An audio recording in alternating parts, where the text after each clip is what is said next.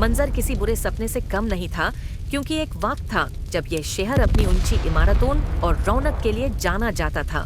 लेकिन आज यहाँ सिर्फ धुआं, आग और मलबा बाचा था और आसमान का रंग काला पड़ चुका था। इस तबाही के बीच 5 हीरोज खड़े थे, जो 5 अलग दुनिया के वॉरियर्स थे और आज एक ही मकसद के लिए साथ आए थे।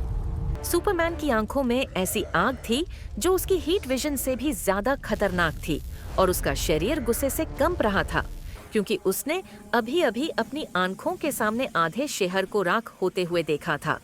वो उड़ने ही वाला था सीधा उस दुश्मन की तरफ की, तभी एक लोहे का हाथ उसके कंधे पर आया। वो आयरन मैन यानी टोनी स्टार्क था, जिसका सूट जगह जगह से डैमेज था, लेकिन उसकी आवाज में वही पुरानी फर्मनेस थी।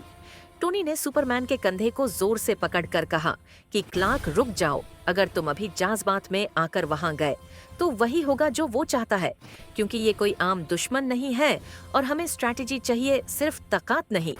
सुपरमैन ने टोनी की तरफ देखकर कहा कि स्ट्रैटेजी?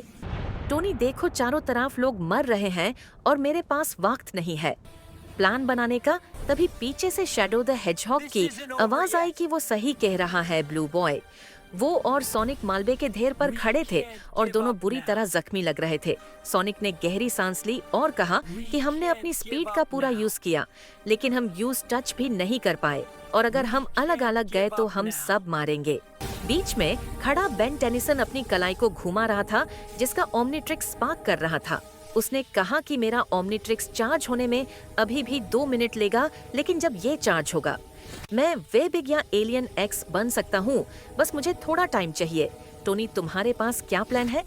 आयरन मैन ने सुपरमैन के कंधे से हाथ हटाया और सामने जलते हुए शहर की तरफ इशारा करते हुए एक्सप्लेन किया कि दुश्मन कोर रिएक्टर के पास है और वो चाहता है कि सुपरमैन वहां आए ताकि वो क्रिप्टोनाइट ट्रैप एक्टिवेट कर सके। इसलिए सोनिक और शैडो, तुम दोनों को लेफ्ट फ्लैंक से ध्यान भटकाना होगा, और बेन, जैसे ही तेरा वॉच चार्ज हो तुझे मैं अटैक लीड करना है। सुपरमैन शंट हुआ और उसने सर हिलाया। टोनी ने फेस प्लेट बैंड करते हुए कहा, अगर ये फेल हुआ तो हम सब साथ में खत्म होंगे। अचानक जमीन हिलने लगी। सोनिक ने शैडो की तरफ देखकर कहा, रेडी फेकर। शैडो ने स्मर्क किया, ऑलवेज। बेन ने अपनी वॉच पर हाथ रखा और कहा, it's hero time. Iron man के थ्रस्टर्स ऑन हो गए और सुपरमैन हवा में फ्लोट करने लगा। वो पांचों उस तूफान की तरफ दौड़ पड़े, लेकिन जैसे ही वो रिएक्टर के करीब पहुंचे, टोनी के हेलमेट में क्रिटिकल एरर का अलार्म बजने लगा और वो घबरा कर चिल्लाया, रुक जाओ, ये ट्रैप है। पर तब तक बहुत देर हो चुकी थी। अचानक जमीन फटी और हरे रंग की एक तेज रोशनी ने सुपरमैन को घेर लिया, जिससे वो बेजान होकर जमीन पर गिर गया। बाकी सब शॉक्ड थे कि तभी धुएं के बीच से एक भयानक हंसी आई और एक आवाज गुंजी, तुम्हें लगा तुम शिकार करने आए हो? नहीं, आज शिकार तुम्हारा होगा।